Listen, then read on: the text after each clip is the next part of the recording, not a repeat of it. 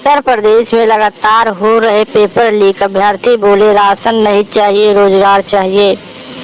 लोकसभा चुनाव से पहले कई राज्यों में बेरोजगारी, सरकारी पदों पर भर्ती न होना, प्रतियोगी परीक्षाओं में धंधालीबाजी प्रमुख मुद्दा बना हुआ है। इस मुद्दे पर युवाओं ने केंद्र और प्रदेश सरकार के खिलाफ असंतोष देखा जा रहा है और अपने गुस्से को व्यक्त कर रहे हैं। प्रतियोगी और भर्ती परीक्षाओं के पेपर लीक का मुद्दा इतना अहम हो गया कि भाजपा को चुनाव से ठीक पहले इस पर संसद में सार्वजनिक परीक्षा अनुचित साधनों का रोकथाम विधेयक 2024 पारित करना पड़ा और अपने घोषणा पत्र में कहना पड़ा कि सरकारी परीक्षाओं को पारदर्शी तरीके से संपन्न कराया जाएगा। इन दिनों सरकारी भर्तियों में घोटाले की पड़ताल कर रहे पिछले कड़ी में हमने गुजरात की स्थिति पर लिखा था कि वह किस्त उत्तर प्रदेश का केंद्रित है। ऐन चुनाव के वक्त इस घटना की 14 मार्च को प्रस्तावित यूपी पीसीएस परीक्षा कराने की हिम्मत सरकार में नहीं और अपने बाद में कराने को कहा। आरओ और सिपाही भर्ती परीक्षा के पेपर लीक होने पर विपक्ष को सरकार पर हमले का मौका मिला और उसने योगी सरकार पर कड़े हमले किए। आज जब लोकसभा चुनाव के छठे चरण संपन्न हो चुके तो अंतिम चरण का चुनाव 1 जून को होना। पेपर लीक का मुद्दा विपक्षी दलों की सभाओं और प्रचारों में प्रमुखता से छाया हुआ। पेपर लीक का स्याही इतिहास। उत्तर प्रदेश में भाजपा की सत्ता में आने के बाद कई साल ऐसा नहीं गुजरा है जिसमें प्रतियोगी परीक्षाओं के पेपर लीक न हुए। शुरुआत 2017 में यूपी आरक्षी परीक्षा के पेपर लीक होने से हुई। इस परीक्षा में 1.20 लाख आवेदक शामिल थे। पेपर लीक के बाद परीक्षा को निरस्त कर दिया गया। जुलाई 2018 के अधीनस्थ सेवा चयन बोर्ड के 14 विभागों के लोअर सब डिवीजन परीक्षा का पेपर लीक हो गया और सरकार को यह परीक्षा निरस्त करानी पड़ी। इसमें 64,000 से अधिक अभ्यर्थी शामिल थे। सितंबर 2018 में यूपीएससी की परीक्षा थी। नलकूप ऑपरेटर की भर्ती में आयोजित परीक्षा का पेपर आउट हो गया। यह परीक्षा भी रद्द करानी पड़ी।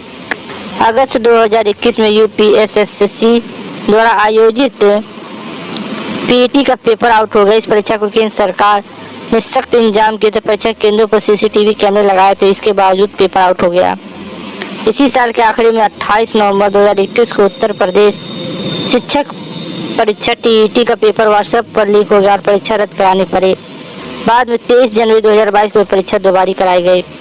सरकारी भर्तियों के अलावा इन अन्य भर्तियों के पेपर लीक होते रहे। उत्तर प्रदेश बोर्ड की इंटरमीडिएट की अंग्रेजी परीक्षा का प्रश्न पत्र बलिया में 30 मार्च 2022 को लीक हो गया। इसके बाद 24 जिलों में इंटरमीडिएट की अंग्रेजी की परीक्षा रद्द करनी पड़ी।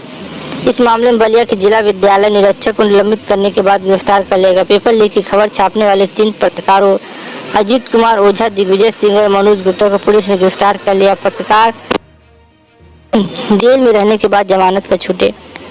पत्रकारों की गिरफ्तारी के खिलाफ बलिया में पत्रकार संगठनों ने लंबा आंदोलन चलाया जो जिलाधिकारी के तबादले के बाद ही खत्म हुआ। घोषणा पत्र में रोजगार और पेपर लीक की बातें। बेरोजगारी और पेपर लीक के सवाल पर बढ़ते युवा आक्रोश ने भाजपा को हिला कर रख दिया है। एक तरफ भाजपा कहती है कि उसकी सरकार ने पारदर्शिता तरीके से भर्ती परीक्षा को कराया तो दूसरी तरफ पार्टी का घोषणा पत्र भर्ती परीक्षा में अनियमितता रोकने के लिए बनाए गए कानून को सख्ती में लागू करने की बात कहती है। भाजपा ने अपने घोषणा पत्र में मोदी की गारंटी में कहा कि हमारी सरकार में भर्ती परीक्षाओं में अनियमितता रोकने के लिए सख्त कानून बनाया गया है। अब हम कानून को सख्ती से लागू करके युवाओं के भविष्य के साथ खिलवाड़ करने वालों को कड़ी सजा देंगे। इसमें आगे कहा गया है कि हमने सरकारी भर्ती परीक्षाओं को पारदर्शी आयोजन कर लाखों युवाओं को सरकारी नौकरी में भर्ती किया है।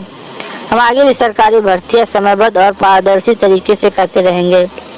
घोषणा में कांग्रेस ने कहा है कि न्याय पत्र 2024 के पेपर लीक के मामले में निपटारा करने के लिए फास्ट ट्रैक अदालतों का गठन करके और पीड़ितों को आर्थिक मुआवजा देने की बात कही गई है।